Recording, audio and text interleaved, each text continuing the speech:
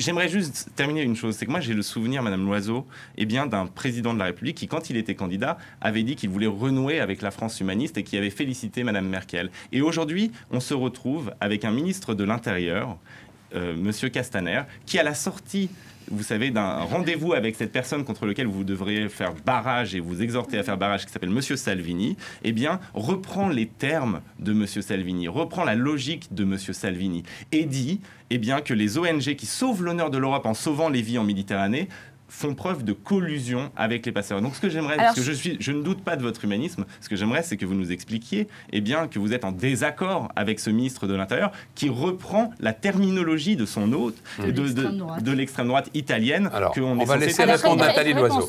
Faire barrage à M. Salvini, répondre à M. Salvini, ceux qui ont entendu ce que je disais pendant qu'il était ministre et que je l'étais aussi, se souviennent que je n'ai jamais hésité à le faire et que je n'ai pas de leçon à recevoir sur ce qu'il faut dire à M. Salvini. Y compris rappeler l'ambassadeur de France à Rome quand le gouvernement italien... Quand le gouvernement italien attaque la France, à la différence du Rassemblement national, je ne m'allie pas avec des gens qui attaquent mon pays. En l'occurrence, ils ne sont pas là. Ils ne sont pas là, effectivement, ils préfèrent être en tête-à-tête avec Mme Krief que discuter avec nous. Oui, mais je trouve ça choquant. Mais moi aussi, je trouve ça très choquant et je n'aime pas M. Bardella. Dans ce cas-là, vous êtes prête à débattre.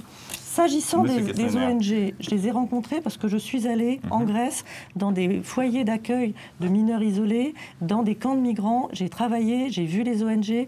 Il n'y a pas un bénévole d'ONG qui ne soit pas sincère. Oui. Mais ce que j'ai vu aussi, parce qu'il y a une opération européenne qui a pris la suite de Mare Nostrum, contrairement à ce que vous dites, elle s'appelle Sophia. Elle est aujourd'hui bloquée à cause de M. Salvini. Et vous avez raison de mettre l'accent sur le comportement de ce gouvernement. Et vous n'accueillez pas l'Aquarius dans vos ports et vous expliquez que c'est la faute de Salvini. Ce que j'ai vu aussi, c'est que les passeurs en profitent. Alors, justement, mais bien sûr que si. Revenons sur le... Madame Loiseau, vous avez parfaitement raison sur le fait que les passeurs sont souvent des trafiquants d'êtres humains. La seule question... Pas souvent, monsieur Jadot. Mais non, mais toujours, si vous voulez, toujours. Mais oui. Mais pardon, mais quand même, c'est pas dans l'histoire, moi, j'ai des passeurs qui permettent de traverser les Alpes aujourd'hui, de traverser les Pyrénées. Non, mais là, on parle de gens qui raquettent des jeunes en Afrique en leur promettant l'Eldorado. Alors, pardon, il faut être absolument pas justement. Non, mais c'est quand même incroyable. Justement, j'attaque les passeurs.